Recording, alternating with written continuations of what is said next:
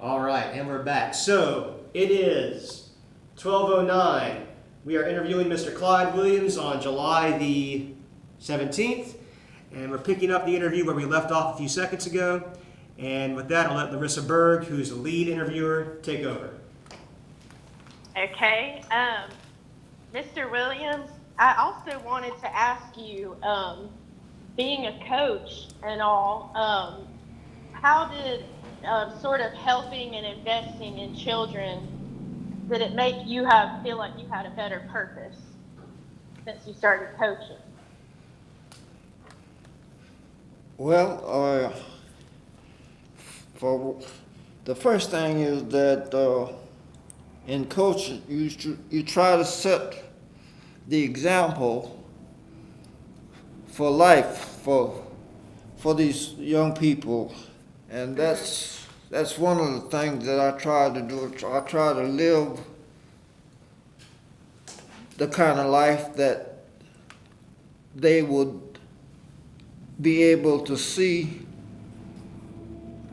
the things that I asked them to do and were things that would be of value to them as they continue to grow and prosper in their lives. So I was very mindful of that at all times. I did not want to set any bad examples for them. So I was very careful in my coaching and in my teaching to make sure I stress the positive. Yes. And one of the things that I've always believed in is trying to do what you can as best you can to get the most out of yourself. And sometimes you can get things that positive things that you did not know that were in you. And this is what I always strive for. Matter of fact, Yeah. in short terms, I just believe in winning. Winning is the key to everything.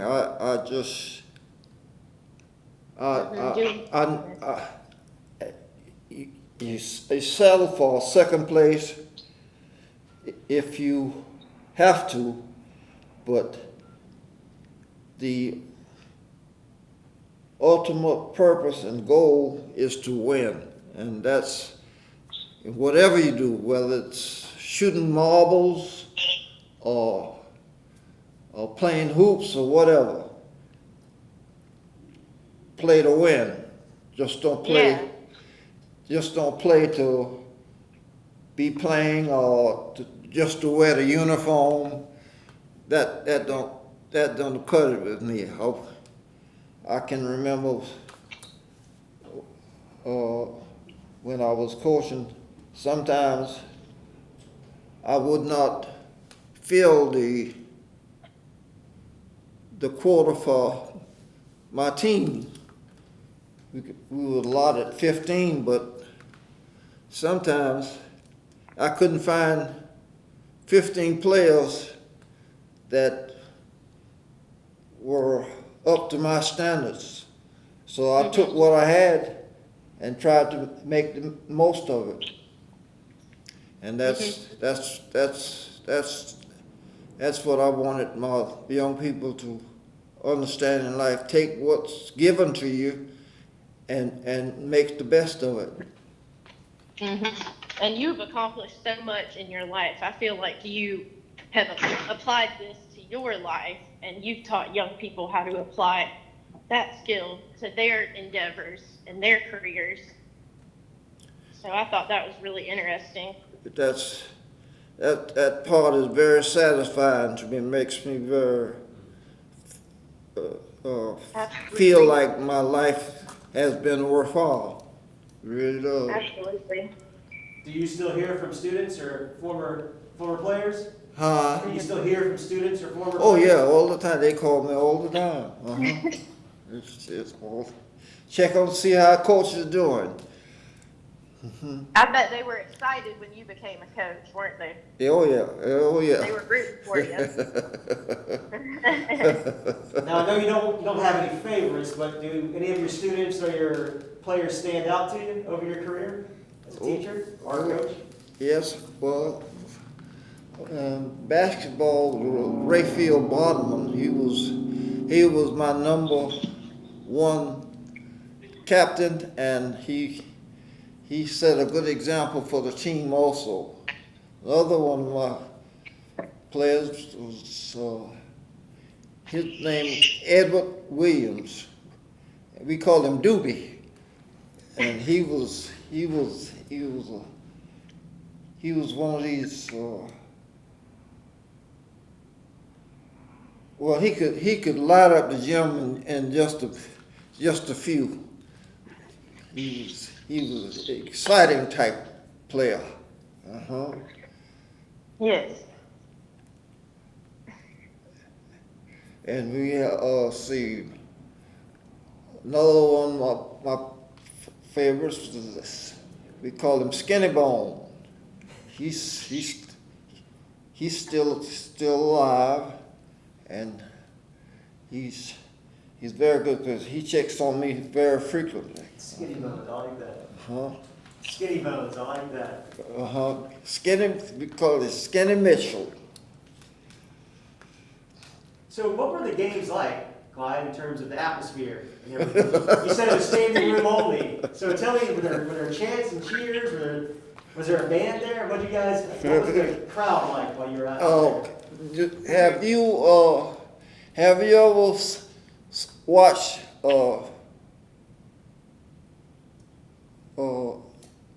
Indiana coach what's his name? Bob Knight? Bob Knight. Were you Bob Knight? I was Bob Knight. You never threw anything, did you? Oh yeah, chairs. Took a chair, slid it down the sideline. I got a technical foul. I said that's all right. My philosophy was didn't let my players get upset. I said anything happens, I said I'll take it. I said you gotta play. I said I've taught you enough that you can play without me. So if they put me out, then you can still carry on. But if they put you off the floor, then we're in trouble. Now, did you have like a sports jacket on? You take it off and start waving it around and things? That's right.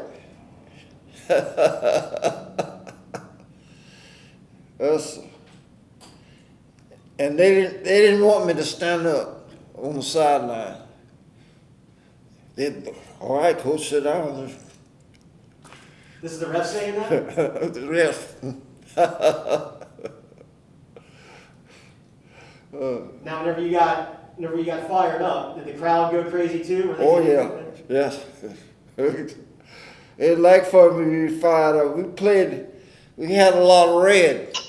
Played in red a lot. Red jerseys. Well, they were burgundy, but we used red. And I had a red carpet that would roll out at the beginning of the game. Manager would roll it out, and that's how we'd enter the team. Really? So you'd have team intros like that, where they walk down the carpet? Yes. I bet that was fun. Yes. Oh yeah. That'd get the crowd fired up. So the crowd had a really good time in these games. The crowd had a really good time. Really good time. And we didn't have a whole lot of trouble with the teams, with the opposing teams. They sort of expected what they were going to get, and you know, they get warm at the moment, but then again, at the end of the game, I could be able to talk to them, shake hands with people, and they would compliment us. Nice game, that kind of thing. Every now and then you have a few, you know. Moments. Mm-hmm. Not so sportsmanlike. Yes, yes. Was there a band? Did you guys have a band there? Huh? Did you guys have a band in this? Oh yeah. I told you we had a band when I was in high school. We won. Hmm. Our bands were already good. Was that with Mr. Griffiths? Was he the? Yeah. Mhm. Mhm. Yeah. So the community, they really look forward to getting together to see the games. I missed that. Yes. What was that, Larissa? I just said, so the community, they really enjoy getting together, sort of like a family event to see these games. Oh yeah. And it was a big deal. Yes. We always had a nice crowd. Very. It's awesome. And good followers when we were out of town. We would go attend games. Traveled well, huh? Uh-huh. That's great. Now that brought up one question that I meant to ask. Hold on, Larissa, hang on 1 second. There's a train coming through. So they ain't No coming worries. to. Let's let that pass. They say a train's coming? There's a train coming, yeah, so let's give it a few seconds. You're fine. I had to move to this other room because somebody started leaf blowing. Okay.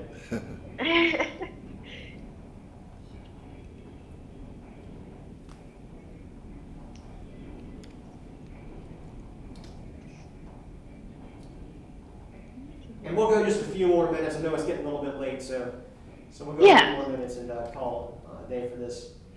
All right, I think we're good now. Go ahead, Larissa. I just wanted to ask if any of your students took their basketball career out of state, maybe went to a college outside of Georgia, or do you know if any of them traveled far with their talent in sports?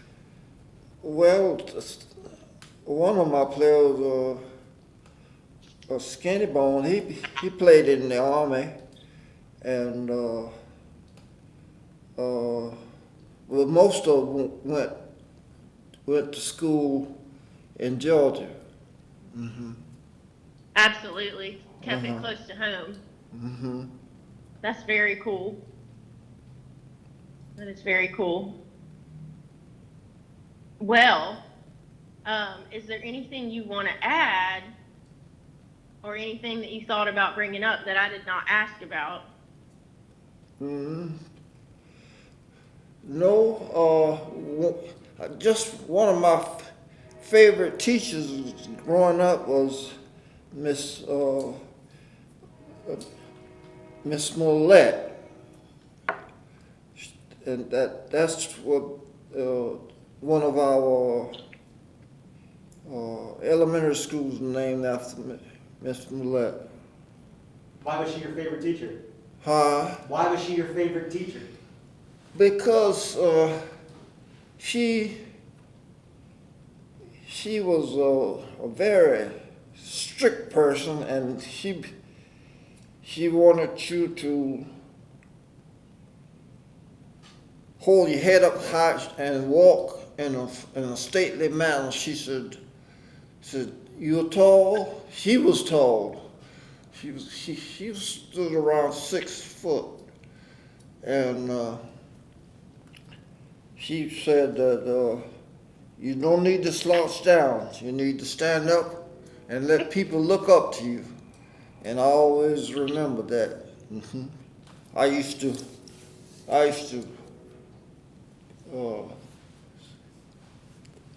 do her yards and also put in the splinters for her coal and clean out her stoves and that kind of thing.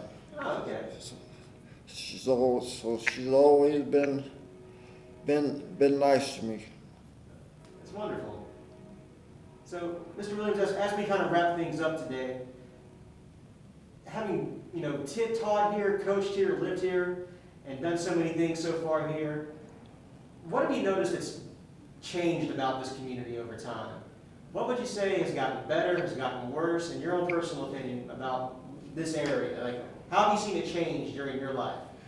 That's a good question. Okay, well, Take your time.